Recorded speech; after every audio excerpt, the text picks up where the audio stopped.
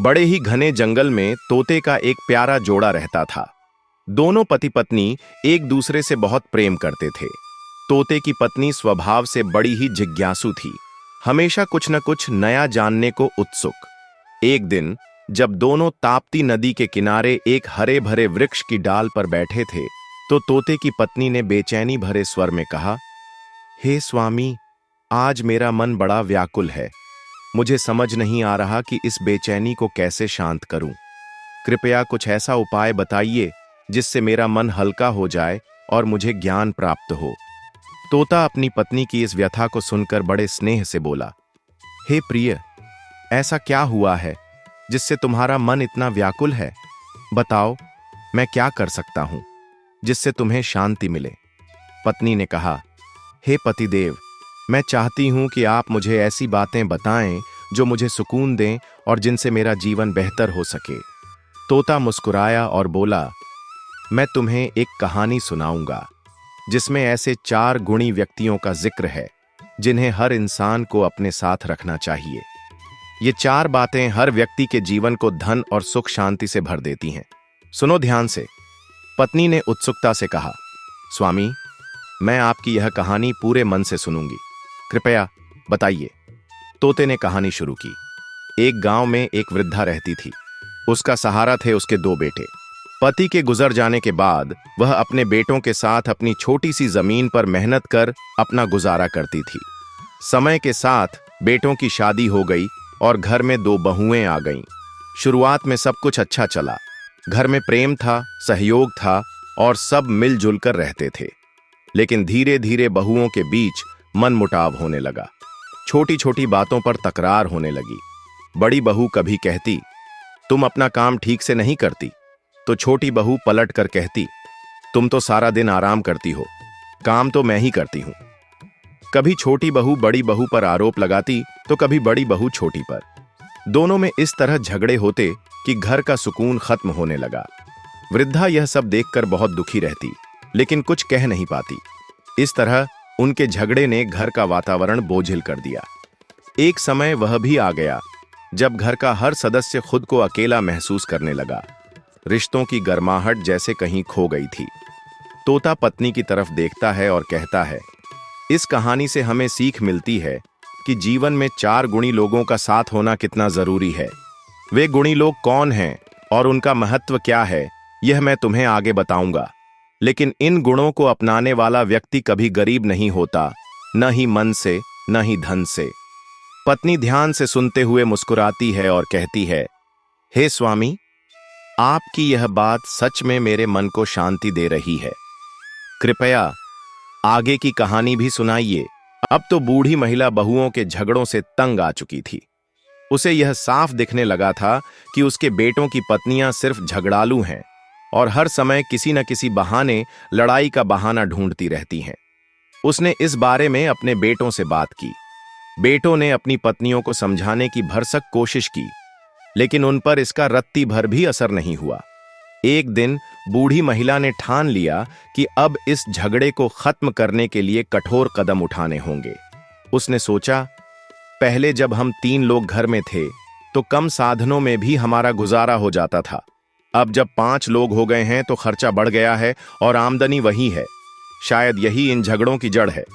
उसने अपने बेटों से कहा, तुम दोनों परदेश चले जाओ, वहां मेहनत करो, पैसे कमाओ और घर में पैसा भेजो ताकि इस लड़ाई झगड़े का खात्मा हो सके।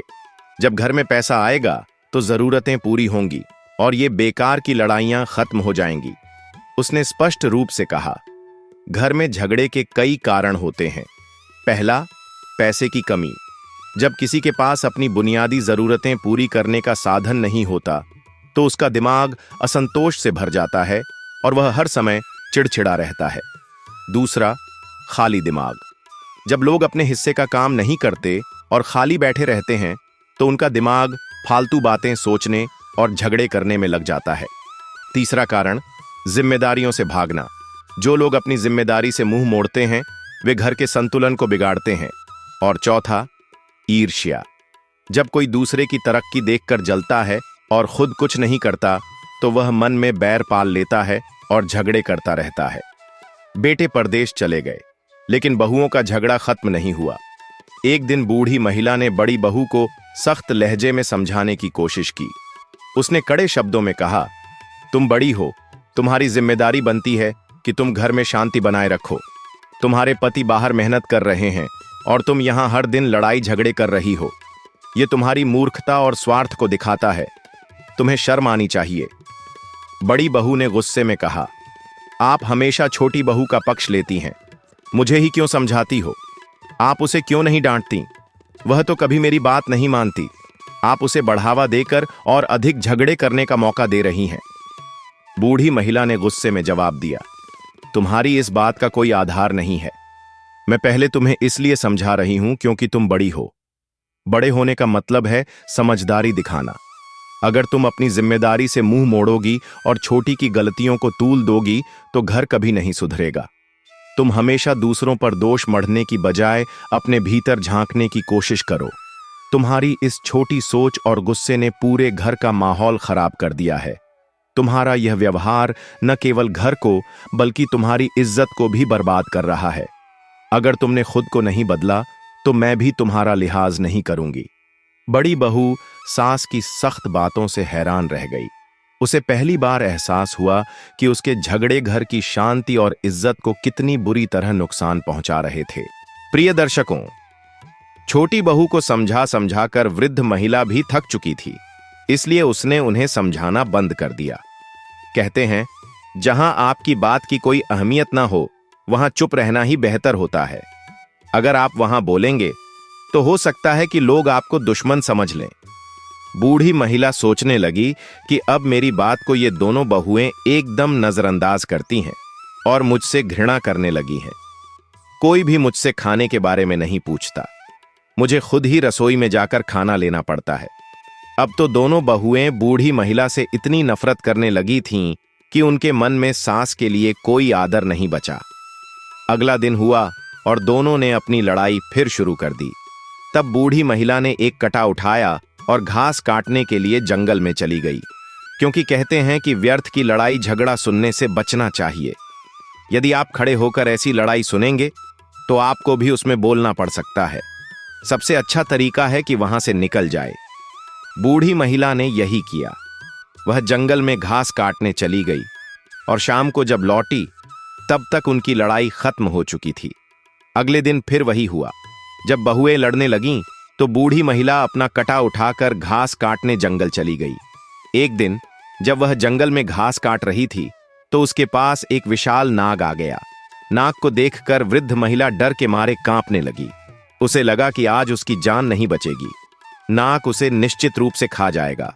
डर से कांपती वृद्ध महिला को देखकर नाग ने मनुष्य की भाषा में बोलना शुरू किया और कहा, माता, आप डरें नहीं, मैं आपको कोई नुकसान नहीं पहुंचाऊंगा। नाग की बात सुनकर वृद्ध महिला को थोड़ी राहत मिली। उसने राहत की सांस ली और सोचा कि यह नाग मनुष्य की भाषा में कैसे बोल रहा है। फिर वृद्ध महिला ने पूछा, हे नाग, बताइए आपको क्या परेशानी है? तब नाग ने कहा, हे माता, मैं कई दिनों से भूखा हूं। मुझे खाने के लिए कुछ नहीं मिल रहा। यदि आप मुझे थोड़ा दूध पिला दें तो मेरी जान बच जाएगी। पहले जो लोग हमारा पालन पोषण करते थे वे अब इस दुनिया से चले गए हैं। उनके बिना मेरा जीवन कठिन हो गया है। यदि आप मुझे दूध ला सकें तो मेरी जान बच जाएगी। नाग की बात सुनकर वृद्ध महिला की आंखों में आंसू आ गए। उसने कहा, हे नाग, आप चिंता न करें, आज मैं आपको दूध अवश्य पिलाऊंगी। आप यहीं पर रुको, मैं आपके लिए दूध लेकर आती हूं। नाग से बात करने के बाद वृद्ध महिला घर लौट आई। जैसा कि हर रोज होता था, दोनों बहुएं, देवरानी और जेठानी, तैयार होकर आपस में झगड़ने लगीं। वृद्ध महिला सोचने लगी, अब मैं किसके घर से दूध लेकर जाऊं? यदि मैं बड़ी बहू के घर से दूध ले जाती हूं और उसे पता चल जाएगा तो वह मुझसे झगड़ेगी, और अगर मैं छोटी बहू के घर से दूध ले जाती हूं तो वह भी नाराज हो जाएगी। प्रिय दर्शकों, वृद्ध महिला ने नाग को दूध पिलाने का संकल्प लिया और सोच लिया कि बड़ी बहू के घर से थोड़ा सा दूध लेकर आएगी।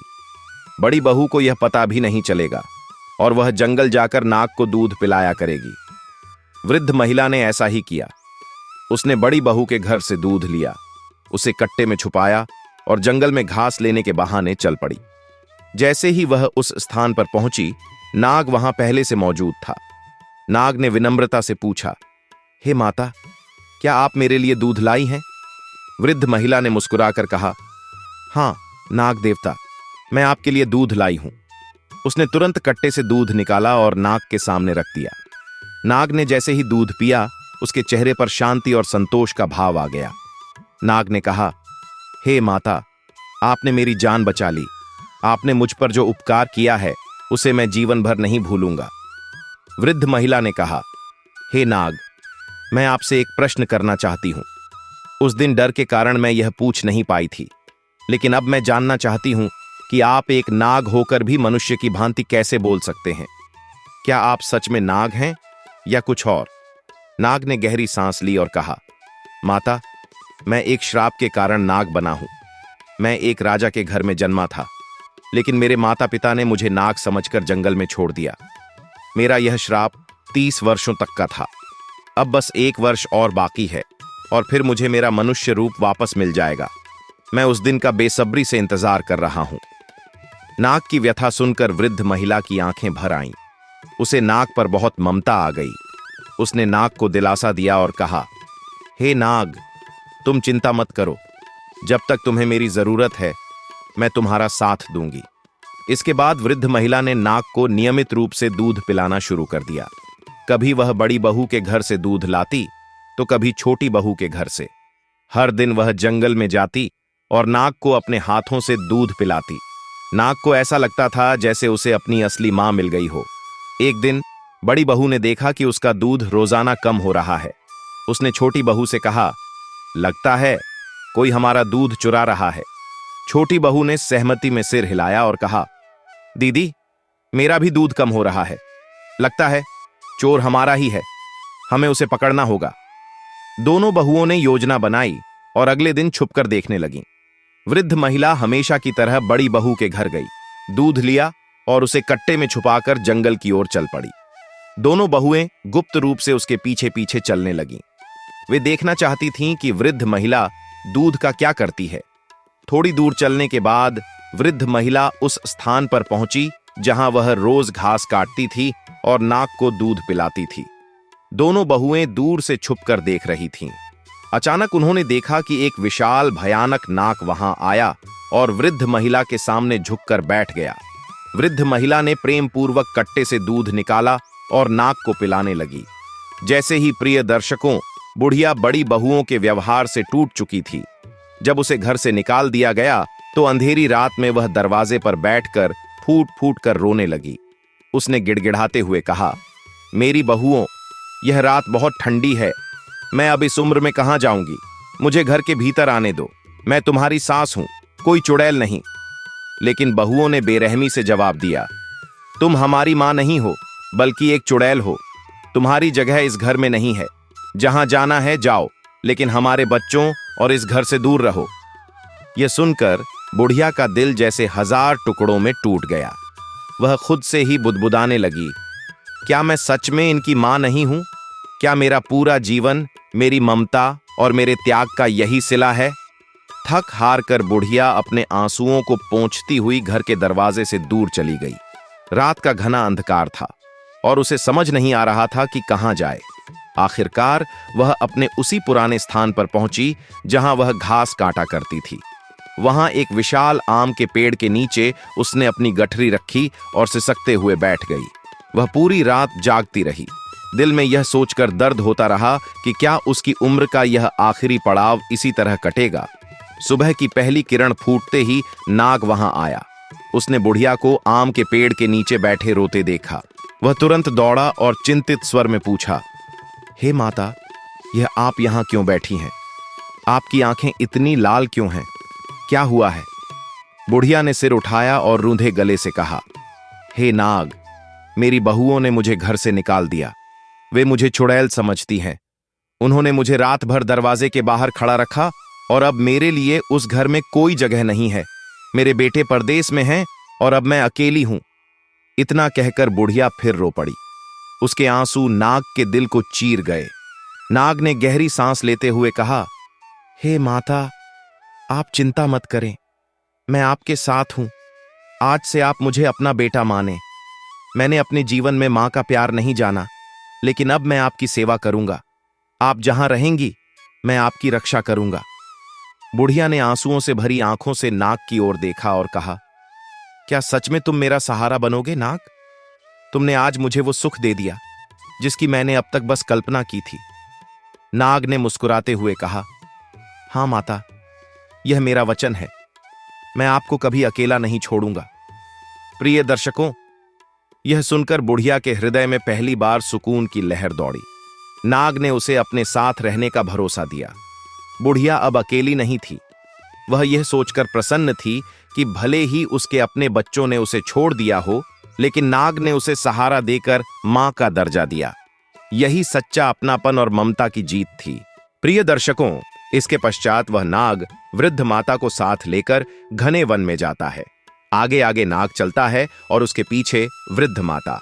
वे एक विकराल जंगल में पहुंचते हैं जहां नाग वृद्ध माता को लेकर आता है। वहां वह आश्रम पहुंचते हैं जहां नाग दूध पीने जाता था। वृद्धा पूछती है, बेटा, यह आश्रम किसका है? यह तो बहुत ही मनोरम है। तब नाग कहता है, माता, यह आश्रम एक आर्षि महात्मा का था जो अब परमात्मा को प्यारे हो गए हैं। उनका देहांत हो चुका है। मैं यहीं पर रहता था और इसी आश्रम में मुझे उस आर्षि ने गाय का दूध पिलाया था। गाय भी यहीं कहीं आसपास होगी। वह बेचारी भटक रही होगी। अगर वह हमें देख लेगी तो निश्चित ही यहां आ जाएगी। कुछ समय पश्चात वह गाय भी वहां आ जाती है। गाय के थन दूध से भरे हुए थे। तब नाग कहता है, हे माता, इस गाय का दूध निकालिए और आप भी पीजिए, हमें भी पिलाइए। वृद्धा गाय का दूध निकालती है और सबसे पहले नाग को पिलाती है, फिर स्वयं पीती है। इसके बाद नाग कहता है, हे माता, अब आप घबराइए नहीं। आप निश्चिंत होकर इस आश्रम में रहें। यह गाय हमारे लिए दूध देगी। यहां आर्षि महात्मा की कृपा है। उन्होंने अपनी कृपा छोड़कर यहां से प्रस्थान किया था। उनकी कृपा से यहां अन्नपूर्णा का वास है। यहां पर रहने वाले को किसी भी चीज की कमी महसूस नहीं होती। खाने पीने की हर वस्तु यहां उपलब्ध होती है। आप कुछ भी खाएं, कुछ भी बनाएं। प्रिय दर्शकों, यह सुनकर वृद्धा और भी अधिक प्रसन्न हो जाती है। फिर अपने बेटे नाग के साथ वह वृद्धा वहीं आराम से रहने लगती है। नाग हर दिन घूमने निकल जाता था और शाम को वापस आ जाता था, जबकि वृद्धा और गाय वहीं चैन से रहती थीं। गाय भी हर रोज घास खाने जाया करती थी और शाम को वापस लौट आती थी। शाम के समय वे तीनों एक साथ बैठकर भोजन करते थे और आश्रम में प्रेम पूर्वक रहते थे। लेकिन एक दिन की बात है, नाग, जो हर दिन की तरह घूमने गया था, शाम को वापस नहीं आया। प्रिय दर्शकों, वृद्धा को बहुत चिंता होने लगी, क्योंकि वे तीनों साथ में भोजन किया करते थे। शाम को गाय तो आ गई, लेकिन नाग नहीं आया। वृद्धा इंतजार करती रही कि उसका बेटा नाग इतना अंधेरा हो जाने के बावजूद भी क्यों वापस नहीं आया। वृद्धा नाग को ढूंढने के लिए जंगल में निकल गई। जंगल में उसने देखा कि उसका बेटा नाग जमीन पर गिरा पड़ा था और वह पेड़ की टहनियों के नीचे दबा हुआ था। नाग को टहनियों के नीचे दबा हुआ देखकर वृद्धा व्याकुल हो जाती है और गाय की सहायता से टहनियों को हटाती है। प्रिय दर्शकों, नाग काफी घायल और जख्मी हो चुका था। वृद्धा पूछती है, बेटा, ये सब कैसे हुआ? इस पर नाग अपनी पूरी कहानी बताता है, हे माता, मैं जब शाम को आश्रम लौट रहा था तो एक भयानक तूफान आ गया। तूफान के आने से मैं एक पेड़ पर चढ़ गया, लेकिन तूफान के झोंके से वह पेड़ गिर गया और मैं उसके नीचे दब गया। मैंने निकलने की बहुत कोशिश की, पर सफल नहीं हो पाया। मैं सोचता रहा कि मेरी मां मेरा इंतजार कर रही होगी, पर मैं बाहर नहीं आ पाया। मुझे चोट भी लग गई। इसके बाद वृद्धा कहती है, बेटा, तुम घबराओ नहीं, आओ, मैं तुम्हारी चोट का इलाज कर देती हूं। प्रिय दर्शकों, इस तरह से वृद्धा अपने नाग बेटे को आश्रम ले जाती है। वृद्धा कुछ औषधियां पीसकर लाती है और उन्हें मिलाकर एक लेप तैयार करती है। फिर वह इस लेप को नाग के घायल शरीर पर लगाती है। रोजाना इस लेप को लगाने से धीरे धीरे नाग के घाव भरने लगते हैं। वृद्धा ने उसकी पूरी तरह से देखभाल की और उसे ठीक कर दिया। 1 वर्ष बीत जाने के बाद वह नाग का रूप छोड़कर मनुष्य के रूप में आ जाता है। अब वह बेहद ही सुंदर राजकुमार बन जाता है। राजकुमार को देखकर वृद्धा माता बहुत खुश होती है और बार बार उसे प्यार से छूती है। नाग अब एक सुंदर राजकुमार के रूप में परिवर्तित हो चुका था। उसकी भव्यता और तेजस्विता किसी को भी मोहित कर सकती थी, लेकिन उसके हृदय में अब भी अपनी मां के लिए वही सरलता और प्रेम था। राजकुमार ने वृद्धा से कहा, मां, आपने मुझे इस जीवन में सब कुछ दिया है। अगर आप न होती तो मैं शायद आज जीवित भी नहीं होता। अब मैं चाहता हूं कि आपको हर वह सुख दूं जिसकी आप हकदार हैं। वृद्धा ने मुस्कुराते हुए कहा, बेटा, मेरे लिए सबसे बड़ा सुख यह है कि तुम खुश हो और सुरक्षित हो। इस आश्रम में हमारे पास सब कुछ है, प्रेम, शांति और भगवान का आशीर्वाद। मुझे और कुछ नहीं चाहिए। लेकिन राजकुमार जानता था कि उसकी मां ने जीवन भर केवल संघर्ष किया है। उसने निश्चय किया कि वह अपनी मां को एक बेहतर जीवन देगा। उसने वृद्धा से आग्रह किया कि वे दोनों उसके असली माता पिता से मिलने चलें। शुरुआत में वृद्धा ने इनकार किया, लेकिन राजकुमार के समझाने पर वे तैयार हो गईं। राजकुमार और वृद्धा ने आश्रम से महल की ओर अपनी यात्रा शुरू की। रास्ते में लोग राजकुमार की सुंदरता और तेज को देखकर मंत्रमुग्ध हो जाते थे। उनकी यात्रा के दौरान राजकुमार ने कई गरीब और जरूरतमंद लोगों की मदद की। वृद्धा को अपने बेटे पर गर्व हो रहा था। जब वे महल पहुंचे तो राजकुमार ने देखा कि महल एक समय का वैभवपूर्ण स्थान अब वीरान और उदास हो चुका था। राजा और रानी, जिन्होंने 30 साल पहले अपने बेटे को खो दिया था, अब बिस्तर पर पड़े थे। उनका शरीर कमजोर हो चुका था और उनके चेहरे पर निराशा साफ झलक रही थी। राजकुमार ने उनके कमरे में प्रवेश किया और उनके पैरों को छुआ। जैसे ही उसने यह किया, राजा और रानी के अंदर एक नई ऊर्जा का संचार हुआ। राजा ने चकित होकर पूछा, बेटा, तुम कौन हो? तुम्हारे स्पर्श से हमें ऐसा लग रहा है जैसे हमारी खोई हुई शक्ति लौट आई हो। राजकुमार ने कहा, पिता, मैं आपका ही बेटा हूं, जिसे आप 30 साल पहले जंगल में छोड़ आए थे। मैं नाग के रूप में था, लेकिन अब मैं अपने असली स्वरूप में वापस आ गया हूं। यह सुनते ही राजा और रानी की आंखों से आंसू बहने लगे। रानी ने राजकुमार को गले लगाते हुए कहा, बेटा, हमने तुम्हें पहचानने में बहुत बड़ी भूल की, हमें माफ कर दो। राजकुमार ने कहा, मां, पिता, अब उस पुराने समय को भूल जाइए। मैंने कभी आपसे शिकायत नहीं की। भगवान ने हमें दोबारा मिलाने का अवसर दिया है और हमें इसे पूरी तरह से जीना चाहिए। राजा और रानी ने वृद्धा को भी धन्यवाद दिया और कहा, आपने हमारे बेटे की रक्षा की और उसे इतना योग्य बनाया। आप हमारे लिए देवता समान हैं। कृपया हमें यह अवसर दें कि हम आपकी सेवा कर सकें। वृद्धा ने कहा, राजन, मैंने केवल एक मां का कर्तव्य निभाया है। इस जीवन में मेरा और कोई उद्देश्य नहीं था। अब मैं अपने बेटे को खुश देखकर तृप्त हूं। राजा ने घोषणा की कि वृद्धा अब राजमाता के रूप में महल में रहेंगी। पूरे राज्य में इस बात का जश्न मनाया गया कि खोया हुआ राजकुमार वापस आ गया है। इस दौरान वृद्धा के असली बेटों को यह खबर मिल चुकी थी कि उनकी मां अब एक राजमाता हैं। उन्हें अपनी मां के प्रति किए गए दुर्व्यवहार का बहुत पछतावा हुआ। वे महल आए और अपनी मां से माफी मांगी। उन्होंने कहा, मां, हमें माफ कर दीजिए। हमने आपका दिल दुखाया है। अब हमें समझ में आया है कि मां का स्थान क्या होता है। वृद्धा ने उन्हें गले लगाते हुए कहा, बेटा, मैं तुम्हें माफ करती हूं, लेकिन याद रखना, जीवन में कभी भी अपने माता पिता का अपमान मत करना। भगवान हर किसी को दूसरा मौका नहीं देते। राजकुमार ने राजा के सहयोग से राज्य का कार्यभार संभाल लिया। वृद्धा ने महल में राजमाता के रूप में अपनी नई भूमिका को स्वीकार किया। वह अब भी अपनी सादगी और विनम्रता के साथ जीवन जी रही थीं। राजकुमार और वृद्धा का रिश्ता अब और भी गहरा और मजबूत हो चुका था।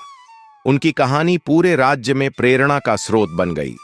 लोग कहते थे कि यह सब भगवान की लीला थी, जिसने एक मां और बेटे के बीच के अटूट प्रेम को प्रदर्शित किया।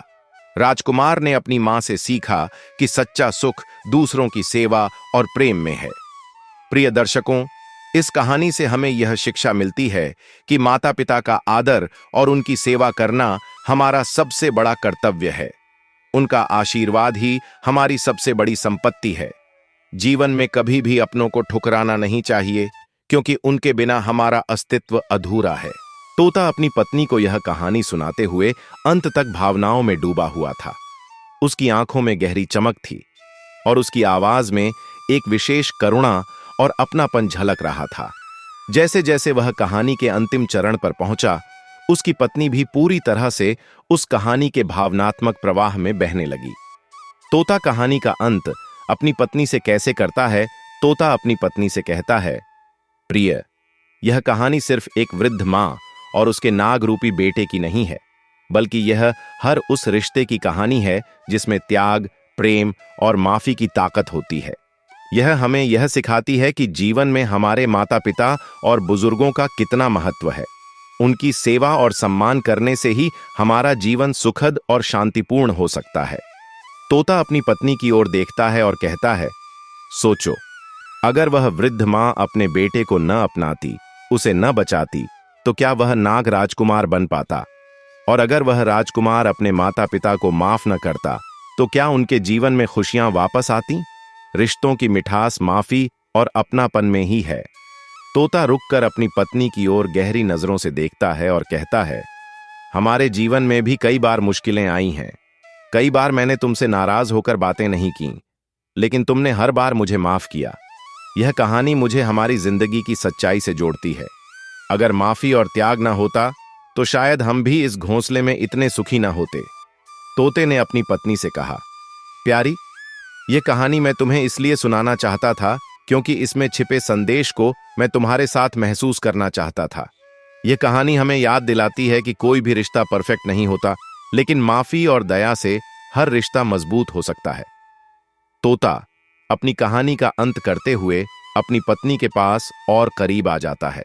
उसकी आवाज धीमी और गहरी हो जाती है। वह कहता है, प्रिय, जब वह वृद्ध मां अपने बेटे को माफ करती है और राजमहल में राजमाता बनती है, तो वह सिर्फ एक मां नहीं होती, वह ईश्वर का रूप बन जाती है। और जब वह राजकुमार अपने माता पिता को माफ करता है, तो वह यह सिखाता है कि जीवन में माफी से बड़ा कोई कर्म नहीं है। उसकी पत्नी की आंखें भीग जाती हैं। तोता उसकी ओर प्यार से देखता है और कहता है, इस कहानी का अंत यह नहीं कि राजकुमार राजा बन गया या वृद्ध मां राजमाता। इसका असली अंत तब होता है जब हम इसे अपनी जिंदगी में अपनाते हैं। मैं चाहता हूं कि हमारा रिश्ता भी इसी कहानी की तरह दया, माफी और प्रेम से भरा रहे। कहानी खत्म करने के बाद तोता अपनी पत्नी के पंखों पर चोंच रखते हुए कहता है, इस कहानी को सुनाते सुनाते मुझे एहसास हुआ कि रिश्तों में सबसे जरूरी है एक दूसरे का साथ देना, चाहे परिस्थितियां कितनी भी कठिन क्यों ना हो। हमारे पंख भी तब तक उड़ सकते हैं जब तक हम साथ हैं। तोता और उसकी पत्नी एक दूसरे को देखते हैं और घोंसले में प्यार और अपनापन भर जाता है। इस तरह तोते ने अपनी पत्नी को न सिर्फ एक कहानी सुनाई, बल्कि उसे रिश्तों की सच्चाई और खूबसूरती का अनुभव भी कराया।